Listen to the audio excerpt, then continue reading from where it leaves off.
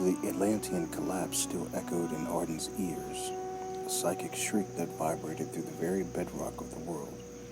It wasn't the sound of failing masonry, but the key scream of a civilization utterly severed from its planetary anchor, imploding upon itself, its vast geomantic channels rupturing like severed arteries.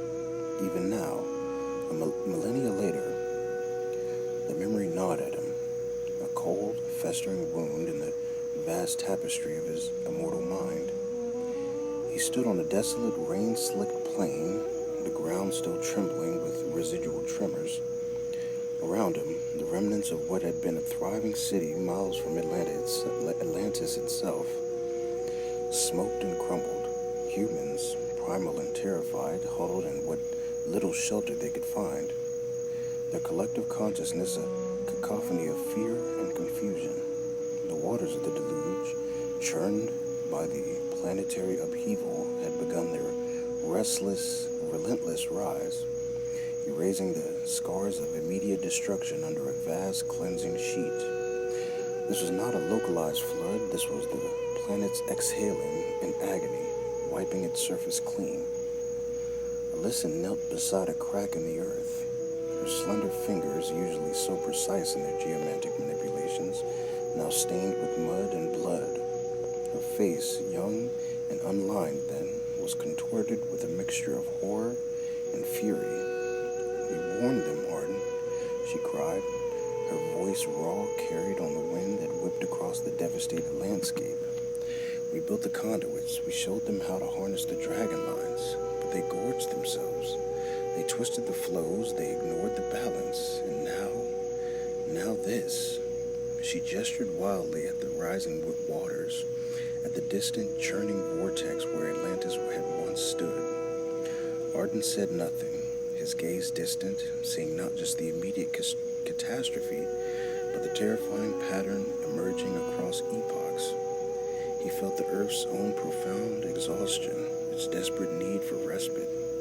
The immense, raw power of the planetary key, now uncontrolled, threatened to rip apart the very fabric of existence, not just on the disk, but far beyond, into the vast, unknown expanses behind the wall. "They are too volatile," Arden finally spoke, his voice low, resonating with a power that seemed to quiet the wind around them. "Too impetuous. Given too much, they will always consume until there is nothing left. Not for centuries, not for millennia, perhaps never." Alyssin pushed herself to her feet, her eyes blazing with defiance even amidst the despair. "So we abandon them? Let the waters take them all? Let this entire cycle repeat until the earth is utterly barren?" "No," Arden corrected, his gaze turning inward, accessing the vast, timeless insights only he could command.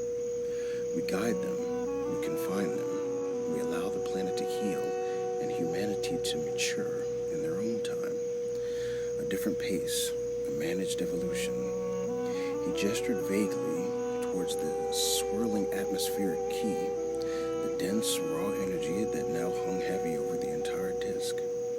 "The planet is ready for a deep sleep, a long dream. We will help it along, and in doing so, we will conceal the truth that overwhelmed them.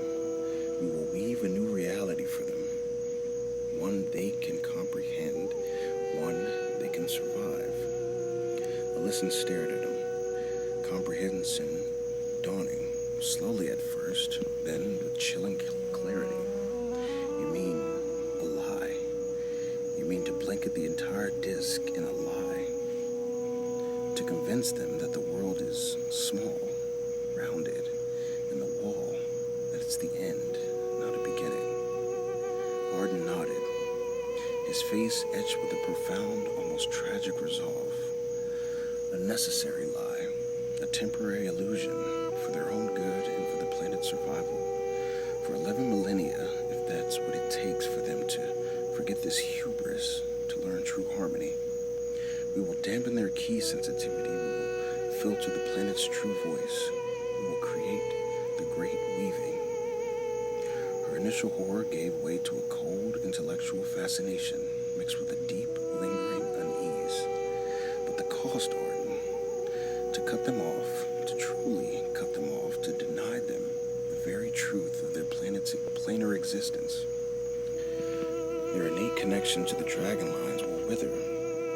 A necessary price, Arden insisted, the voice resonating with an unshakable conviction born of countless perceived futures. They will be contained within a perception they can manage. The wall will become an impassable barrier, not just physically, but psychologically, a symbol of their ignorance and their safety. It was then, in the tumultuous aftermath of Atlantis' final scream, amidst the rising waters of the Deluge, that the syndicate of weavers truly forged its purpose. Under Arden's unyielding vision, they began the monumental task. He, the most powerful among them, became the primary anchor of the great weaving. It was a geomantic feat of staggering complexity, reshaping not just physical realities, but the very fabric of collective consciousness. They subtly manipulated the planet's key, bending perception, dampening awareness of the expansive flat Earth, and reinforcing the comforting, controllable illusion of a finite, spherical world. Alyssin, for her part, despite her profound misgivings, played a crucial role in its early design. She understood the intricacies of human perception, the subtle thresholds of their minds. She helped craft the psychological components of the illusion, the subtle reinforcement points that would make the lie self-sustaining.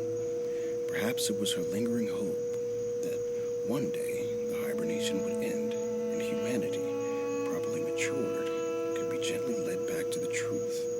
She worked alongside Arden, her brilliance essential to the great weaving success, even as her heart harbored the first seeds of dissent against its ultimate protracted duration. The waters rose, civilizations crumbled, and as the planets settled into its long enforced sleep, its surface a vast watery mirror reflecting a newly spun artificial sky, Arden remained. He felt the immense strain of constant geomantic effort, the perpetual bending of reality. It was a burden he would carry day in and day out for 11,000 years. He was the prime architect of the great lie and the sole immortal keeper of its terrible truth. His very existence from that moment on was inextricably bound to the grand deception he had wrought for the supposed salvation of humanity.